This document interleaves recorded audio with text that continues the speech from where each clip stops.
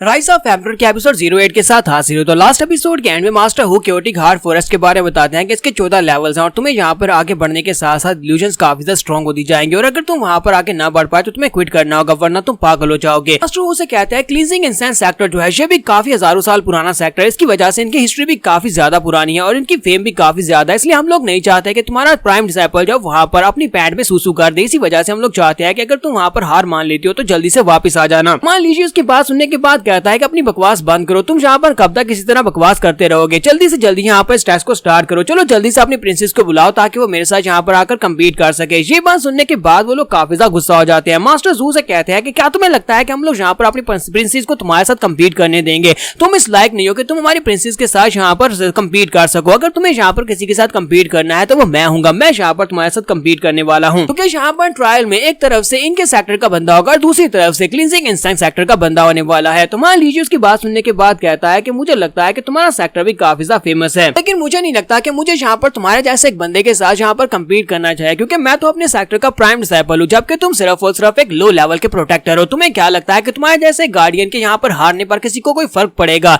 मुझे तो नहीं लगता कि इससे किसी को कोई फर्क पड़ने वाला है, इसी वजह से मैं तुम्हारे साथ कम्पीट नहीं करूंगा। जबकि मास्टर जू से कहते हैं कि लीजिए मुझे लगता है कि तुम्हें यहाँ पर अपनी एरोगेंस की कीमत चुकानी पड़ेगी। अब यहाँ पर देखो मैं यहाँ पर तुम्हारे सामने कैसे इस टेस्ट को पार करता हूँ। सबसे पहले यहाँ पर मैं जाऊंगा और तुम्हें दिखाऊंगा कि मैं कहाँ तक जा पाता हूँ। मैं यहाँ पर 14 लेवल्स में से कम 7 को तो पूरा करूंगा और इसी के साथ ही वो जाकर पहले के ऊपर पाँव रखता है, जबकि वहाँ पर डीमन सेक्टर के स्टूडेंट्स खड़े होते हैं। एक डीमन सेक्टर का स्टूडेंट दूसरे से कहता है कि देखो तो जरा हमारा सीनियर ब्रदर, हालांकि ये मुझसे काफी साल छोटा है लेकिन इसके बावजूद ये मेरा सीनियर ब्रदर है, क्योंकि ये सीनियर ब्रदर है इसी वजह से मैं इसे सीनियर कहता हूँ। देखो ये 5वें लेवल तक पहुंच भी गया है। दूसरा लड़का उसे कहता है कि तुमने यहाँ पर मास्टर जू को सीनियर ब्रदर कहा, क्या वाकई में ये तुम्हारा सीनियर ब्रदर है? लेकिन वो तुमसे काफी ज्यादा बड़े दिखते हैं। तो उसका दोस्त उसे कहता है किसी को इस बारे में बताना मत, उसकी एज अभी सिर्फ और सिर्फ 30 साल हुई है, यानी कि वो काफी ज्यादा यंग है और प्रोटेक्टर बन चुका है। उसका लेवल अब काफी ज्यादा हाई हो चुका है, इसी वजह से वो मेरा सीनियर ब्रदर ही है। दूसरा लड़का उसे कहता है तुम्हारे कहने का मतलब यह है कि वो क्या 14 लेवल्स को पूरा कर सकता है? तो वो कहता है कि 14 लेवल्स को पूरा करना तो काफी मुश्किल होगा, लेकिन मुझे लगता है कि वो 8वें लेवल तक पहुंच जाएगा। अभी वो 6 लेवल तक पहुंच चुका है और आगे बढ़ने की कोशिश कर रहा है। इसके साथ ही जैसे वो 6 लेवल के ऊपर पाँव रखता है तो इसी के साथ उसकी बॉडी से काफी ज्यादा ब्लड निकलता है, लेकिन ये सिर्फ और सिर्फ एक इल्यूजन होती है क्योंकि वहाँ पर मॉन्स्टर्स उसके ऊपर अटैक कर रहे होते हैं। मास्टर जू को वहाँ पर पता होता है कि वो क्या फेस कर रहा है। तो मास्टर जू कहता है केओटिक हार्ड फॉरेस्ट जो है तो बहुत ज्यादा स्ट्रॉन्ग है, जहाँ पर अभी 6 लेवल पर पहुंचा और जहाँ पर 6 लेवल के ऊपर इल्यूजन इतनी ज्यादा स्ट्रॉन्गर है कि मुझे यहाँ पर रियलिटी महसूस हो रही है, मुझे यहाँ पर सच में दर्द महसूस हो रहा है। मैंने यहाँ पर गिव अप कर दिया तो मेरी बहुत ज्यादा इंसल्ट हो जाएगी, मुझे कम से कम यहाँ पर 8वें लेवल तक पहुंचना ही होगा।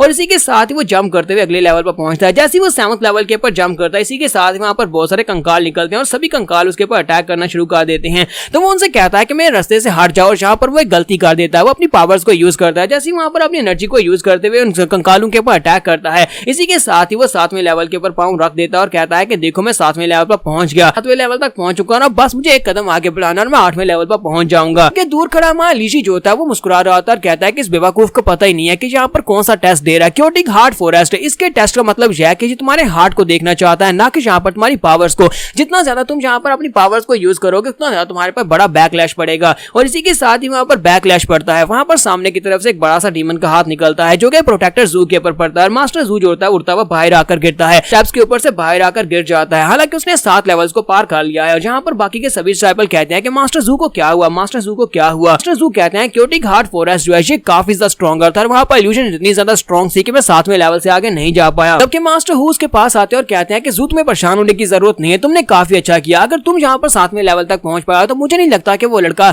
6ठे लेवल तक भी पहुंच पाएगा, वो तो 5वें तक भी नहीं पहुंच पाएगा। और वहाँ पर लड़के जो होते हैं वहाँ पर उसके नाम के नारे लगा रहे होते हैं और कहते हैं कि तुमने बहुत ही अच्छा किया। यहाँ तक कि मास्टर हु से कहता है कि जू मुझे लगता है कि जितना ज्यादा तुमने यहाँ पर अच्छा किया है बहुत ही जल्दी तुम एक कैल्डर बनने वाले हो, यहाँ पर से प्रोटेक्टर की बजाय कैल्डर बना दिए जाओगे। तो वो भी काफी ज्यादा खुश हो जाता है और कहता है कि तुम्हारा बहुत बहुत शुक्रिया। और इसके बाद लीजी की बारी आती है तो वो लोग कहते हैं कि लड़के अब तुम्हारी बारी है। लीजी वहाँ पर आता है, प्रोटेक्टर जू के पास आकर खड़ा हो जाता है और कहता है कि तुमने काफी अच्छा किया, तुम्हारी एज के मुताबिक मुझे लगता है कि तुम्हें कम से कम 9वें लेवल तक तो जाना चाहिए था। इसी के साथ ही वहाँ लीजी उसकी इंसल्ट कर देता है। वो उसे कहता है कि अगर तुम यहाँ पर ऐसी डिटर्मिनेशन के साथ आगे बढ़ते रहे तो मुझे लगता है कि बुढ़े होने तक, जब तुम्हारे बाल सफेद होंगे तब तक तुम ब्रोकन फ्लावर ड्राम तक पहुंच ही जाओगे। वो एक बहुत ही लो लेवल है, यानी कि इसके लेवल से बस एक लेवल ऊपर। बाद से जू को काफी ज्यादा गुस्सा आता है, वो गुस्से के साथ से कहता है कमीने कहीं कि तुम्हारी हिम्मत कैसे मेरी इंसल्ट करने की। जबकि मास्टर हु से कहते हैं कि अब बस करो, जहाँ पर उसने अपने ट्रायल को पूरा कर लिया, अब तुम्हारी बारी है। मुझे ये बताओ कि तुम कितनी देर तक यहाँ पर इंतजार करने वाले हो, क्या तुम इस ट्रायल को देने वाले हो या नहीं, या फिर तुम्हें अंदर से बहुत ज्यादा डर लग रहा है। उसकी बात सुनने के बाद हंसना शुरू कर देता है और कहता कहता है कि हाँ वैसे तो मैं पहले वहां पर जाना चाहता था, लेकिन मैं पहले इसलिए नहीं गया कि अगर मैं पहले वहां पर 14वें लेवल पर पहुंच जाता, तुम्हारा मास्टर जू है ये तो डर के मारे पीछे आता ही नहीं, तो इसकी वजह से तुम्हारी बहुत ज्यादा इंसल्ट हो जाती। जबकि मास्टर जू इस बात से और भी ज्यादा गुस्सा हो जाते हैं और जल्दी से उठकर खड़े होते हैं ताकि उसके ऊपर अटैक कर सके। लेकिन मास्टर जू से कहते हैं कि शांत हो जाओ, तुम यहाँ पर इस लड़के की बातों का गुस्सा मत करो, ये तो इसी तरह बकवास ही कर रहा है, देखना ये तो दूसरे लेवल को भी पार नहीं कर पाएगा। तो मास्टर जू चिल्लाकर उसे कहते हैं कि लड़के तुम सिर्फ और सिर्फ बोल सकते हो, तुम्हारे पास यहाँ पर ऐसा कुछ भी नहीं है जिससे तुम इस लेवल को पार कर सको, लगता नहीं है कि तुम इस ट्रायल को देने के काबिल भी हो। मास्टर जू ने यहाँ पर एक बहुत बड़ी गलती कर दी, वो उसे कहते हैं कि हम लोग यहाँ पर एक बेट लगा लेते हैं, और हमारा लीजी जो था वो तो शायद पहले इसी इंतजार में था, वो उसे कहता है क्यों नहीं, चलो ठीक है हम लोग बेट लगा लेते हैं, बताओ कि तुम क्या बेट करना चाहते हो। तो मास्टर जू से कहते हैं अगर तुम यहाँ पर 14वें लेवल तक पहुंच जाते हो तो फिर ठीक है, मैं यहाँ पर तुम्हारे सामने घुटने टेकूंगा, अपनी नाक रगड़ूंगा और यहाँ पर तुम्हारे सामने माफी मांगूंगा। तुम्हारा लीजी उसे कहता है तो फिर ठीक है, अगर मैं यहाँ पर 14वें लेवल तक पहुंच जाता हूँ फिर तुम ऐसा करोगे, लेकिन अगर मैं वहां पर नहीं पहुंच पाता तो फिर ठीक है, मैं तुम्हारे सामने अपना सर रगड़ूंगा और तुम्हारे सामने माफी की भीख मांगूंगा। तो मास्टर जू को लगता है कि ऐसा नहीं कर पाएगा, तो वो उसे कहते हैं तो फिर ठीक है, मेरी तरफ से भी डन हुआ, मैं भी जैसे ही करूंगा जैसा तुमने कहा है, लेकिन यहाँ पर देखना तुम्हारा जो